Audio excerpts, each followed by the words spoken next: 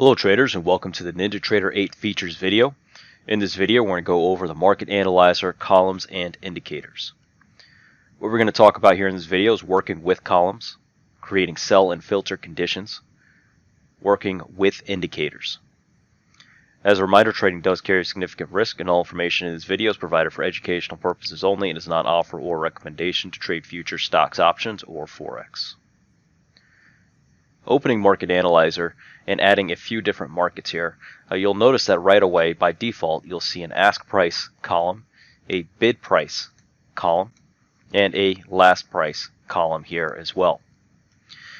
To add any markets here, you can simply right click and go to add instrument, and then you can add a instrument list here by selecting all, or you can go ahead and add in one of your pinned markets here.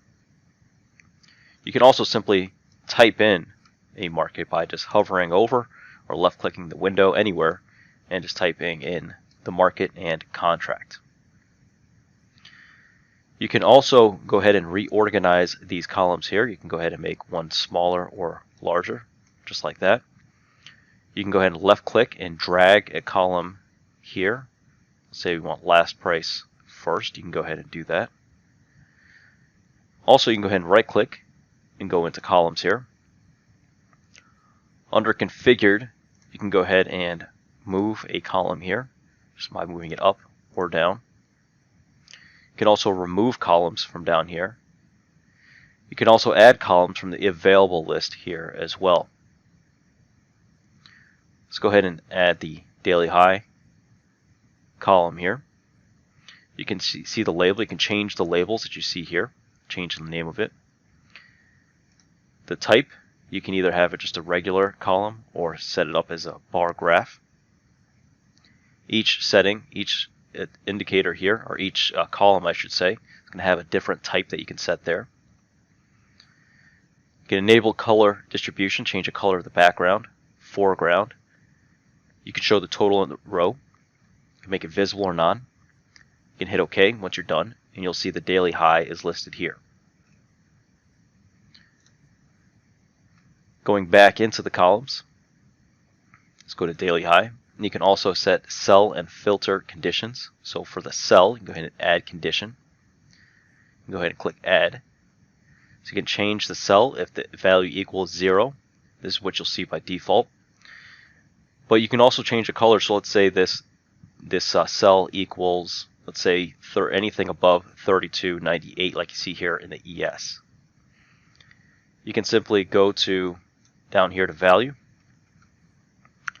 and we're going to say greater than 32.90 here.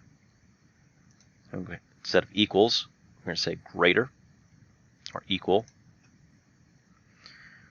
We're going to go ahead and change the background to, let's say, pink, and the foreground we'll go ahead and leave as black. Text we'll go ahead and leave the same here as well. And we're going to apply to all and hit OK. And you'll see that you have one condition here. Go ahead and hit apply again. And now you'll see that you have a background with that pink and the black, and the foreground is black. So it highlights for you right away, depending on which tool that you use here, if that changes, you'll see a visual representation with the colored background and not just the number. You also have a filter here. You can go ahead and click add. You can hide a row if value equals 0. So if you don't want to see any value that's equaling 0, especially when you're using indicators here, you can go ahead and use this as a filter. You can see that we just have the one condition set for the daily high. Going down to indicators here, you can go to indicator and load that here under configured. You can go over to indicators here and select whichever indicator that you like. Let's go down to simple moving average. You can see the plot, it's going to be SMA here. Period, so set the period of the simple moving average that you like to go ahead and track. Leave that at 14. You can go ahead and set the input series just like you would here on a chart. So it's going to be based on the close price, price based on the last number that's printed. The type is going to be, I'm going to set this to a 5-minute. Leave tick replay unchecked. Time frame, I'm going to set this to 5 days look back. Again, you can make all those adjustments here. You can set this to tick or volume here if you like.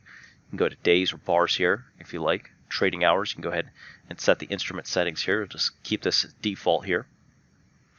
A break at end of day, very important. It could affect the calculation if you do have a break at end of day. If not, go ahead and don't want that. Make sure you go ahead and leave that unchecked. Make sure this matches the chart that you like. So let's say you have on a 5-minute chart, you have a 14 period SMA with no end of day break. Make sure it matches the same thing here so you get the same calculations. You can change the label here.